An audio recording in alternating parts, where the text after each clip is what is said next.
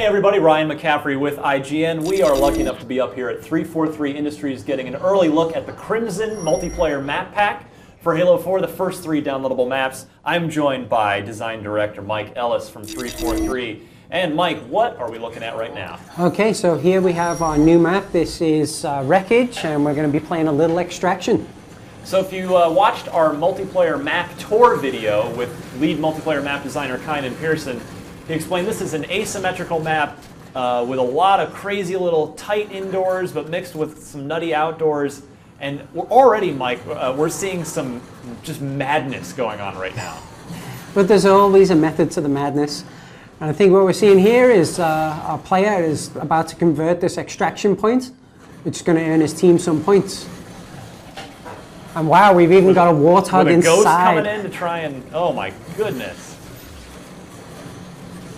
You see here one of the advantages of that Promethean vision, especially if you're a defender, you can sit tight and watch where the enemy are coming in, and you can block those angles as they arrive. So it's worth noting that, so we're playing Extraction right now, which since this, I was going to say, this has just been added upon the day of release, I should say, on December 10th when the Crimson Pack comes out. This will also be added to the matchmaking playlist. You'll be able to jump in to Extraction on there. So for those that may not have spent a lot of time, can you give the sort of basic overview of Extraction? Sure. So Extraction is an objective-based map where there's multiple extraction points around the map, and what each team needs to do is get to those extraction points, contest them, and then what they do is they take the sort of precious cargo and have it extracted from the map. So it's very much one of those modes which brings people together and lets them shoot each other in the face. Always the best kind. But you can kind of tug of war because you're trying to convert, but the other teams could certainly, we could come through and stop this if we get there in time. Yeah, I think it's another one of those modes that you really want to get players working together in small groups, and you want to be protecting your particular extraction points while making sure that there's enough players in the field to always be contesting the enemy's extraction points.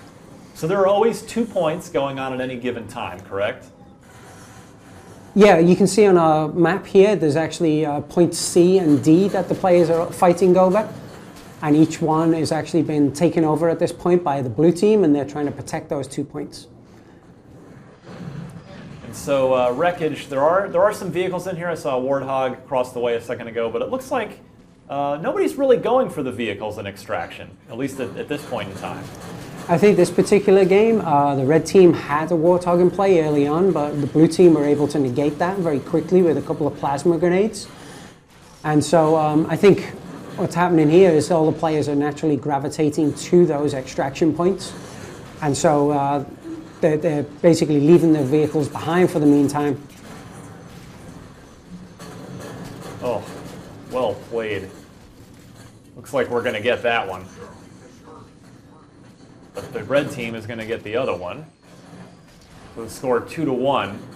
First to 5 wins, or until the clock runs out. And so right now you see that they've got this one last one that they're looking to protect. Oh, and a great grenade wipes out all the blue defenders. All of them. But new point, E has popped up.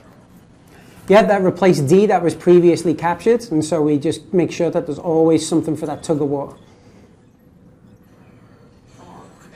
And so, this is a wee bit like Territories from back, Halo 2 days, but obviously it's a little more, I guess, malleable than that.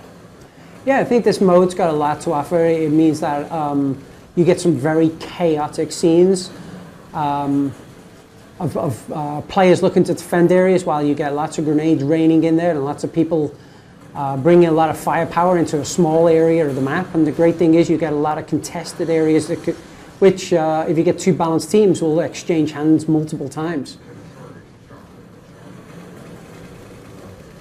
So when the Crimson Map Pack launches, will there be a dedicated DLC playlist for matchmaking, or how are we going to be able to get these going? All right, we'll cut that out. Make a note.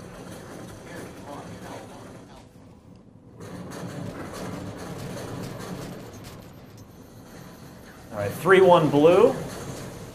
I really like in this map how it goes from super cramped indoor to wide open outdoor, which really isn't really like any of the other Halo 4 maps. No, I think Wreckage has a lot of unique elements to it. Obviously, being a sort of a wrecked space means there's a lot more sort of organic placement of rocks, of pieces of ship.